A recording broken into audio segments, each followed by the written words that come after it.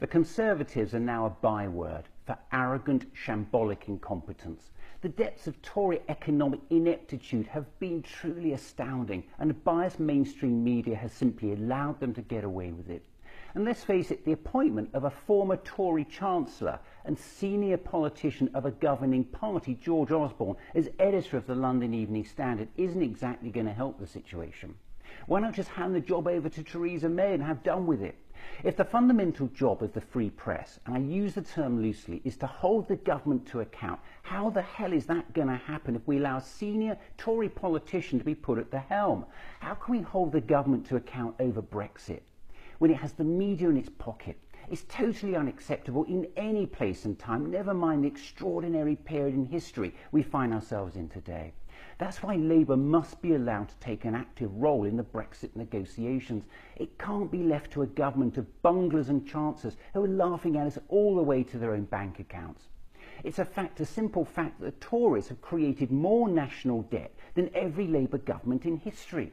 If that wasn't bad enough, they've spectacularly missed all of their own headline economic predictions. It's a government of U-turns, missed targets, rising debt, homelessness, food banks, malnutrition, poverty, injustice and deceit. It's a government that's proved itself morally bankrupt, one that forces children, disabled, unemployed into poverty so it can cut taxes for millionaires. Its austerity agenda punishes the poor for the crimes of the rich. The Tories tell us there's no money for the poor, the disabled, the NHS, our schools. But when they need £120 billion to bail out greedy, negligent bankers, the money's miraculously found.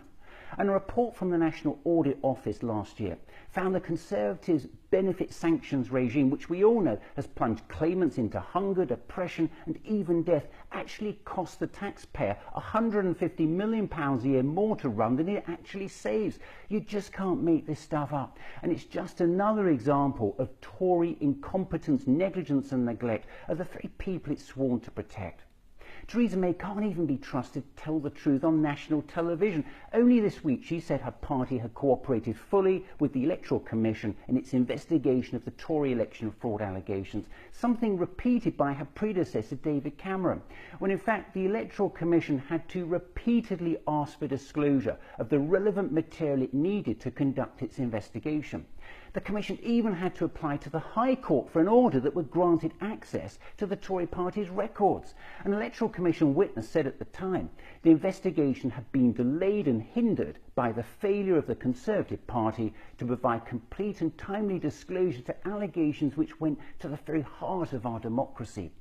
The government even went as far as hiring a top QC to thwart the investigation by Kent Police into Conservative Craig McKinley's campaign spending. Sorry, Prime Minister, but on what planet do these actions constitute full cooperation with the Electoral Commission? The Tory party is imploding, and the ensuing chaos threatens this nation as we trigger Article 50 and begin Brexit negotiations.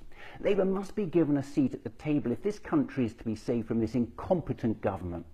The simple fact of the matter is that Tories just can't be trusted. Look at the scandal surrounding the Surrey Sweetheart deal. The fact the UN is investigating the Tory party for breaking disability rules.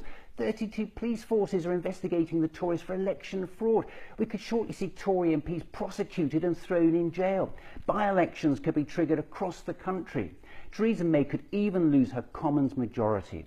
Only a week ago, the Tories broke their manifesto pledge not to raise national insurance contributions, then refused to admit they'd broken the pledge, and then when they got caught out on the lie, they did this dramatic U-turn. The Chancellor has proved himself incompetent with a disastrous first budget. And let's not forget, millionaire Philip Hammond has just refused point blank to publish his tax return, and you can only wonder at the reason why. Is this the government we want handling the most important negotiation in the last 50 years, one which will affect the lives of our children and our children's children?